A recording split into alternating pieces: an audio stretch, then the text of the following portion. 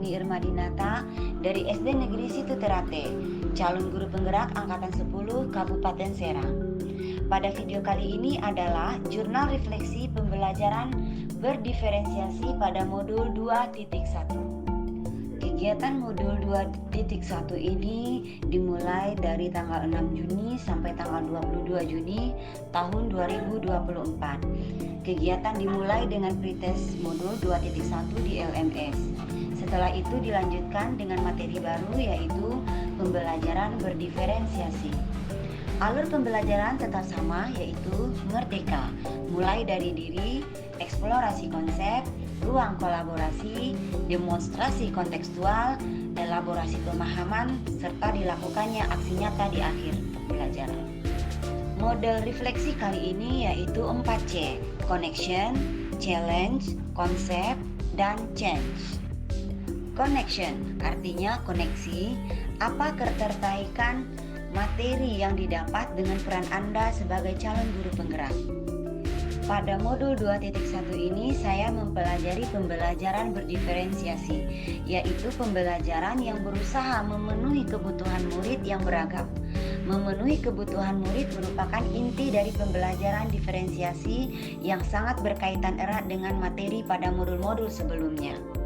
Pembelajaran berdiferensiasi merupakan praktik dari pemahaman konsep pembelajaran yang berpusat pada anak, yaitu pendidikan yang sesuai dengan kodrat anak. Dalam pembelajaran berdiferensiasi, guru harus dapat mendiagnosa keadaan muridnya seperti mengidentifikasi kesiapan belajar, minat, serta profil belajarnya untuk kemudian dapat menentukan strategi pembelajaran yang tepat. Selanjutnya, challenge, yaitu tantangan. Adakah ide, materi, atau pendapat dari narasumber yang berbeda dari praktik yang Anda jalankan selama ini? Pembelajaran berdiferensiasi merupakan sebuah solusi dalam mewujudkan pembelajaran yang bermakna dan berkualitas serta sesuai dengan kebutuhan belajar murid. Pembelajaran berdiferensiasi memberikan keleluasaan kepada murid untuk menumbuh kembangkan potensi dirinya, karena pembelajaran yang dilakukan disesuaikan dengan minat, kesiapan belajar, serta learning preferensi murid. Tentu saja mereka seide dengan saya bahwa pembelajaran berdiferensiasi harus diterapkan kepada siswa untuk memberikan kebutuhan belajar pada murid. Namun nyatanya pembelajaran diferensiasi juga menjadi tantangan tersendiri bagi para guru yang sudah terbiasa mendesain pembelajaran sesuai dengan metode yang mereka anggap tepat, padahal nyatanya tidak dapat mengembangkan potensi murid, sehingga tujuan pembelajaran tidak tercapai secara maksimal. Hal tersebut menjadi tantangan bagi seorang guru penggerak untuk dapat memberikan penguatan kepada rekan guru lainnya agar mampu membuka pandangan untuk dapat mewujudkan pembelajaran yang berpusat pada anak, yaitu pembelajaran yang memenuhi kebutuhan anak sehingga anak dapat mengembangkan potensi terbaik mereka. Selanjutnya yaitu konsep.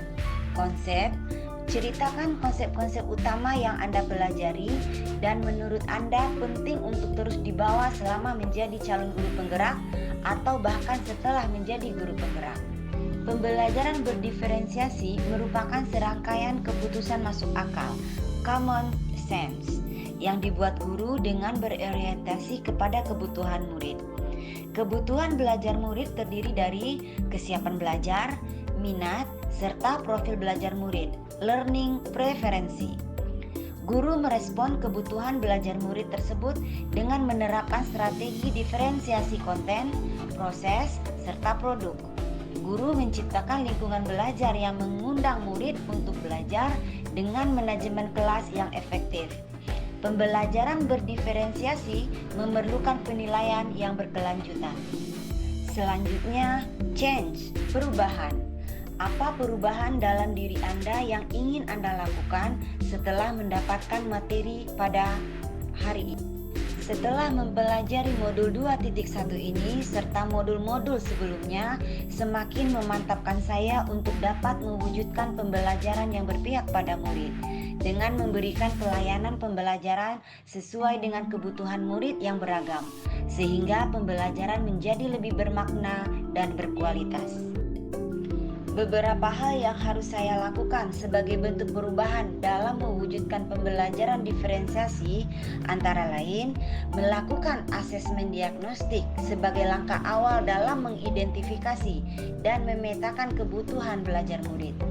Yang kedua, menggunakan strategi diferensiasi konten, proses, serta produk dalam mengakomodir kebutuhan belajar murid.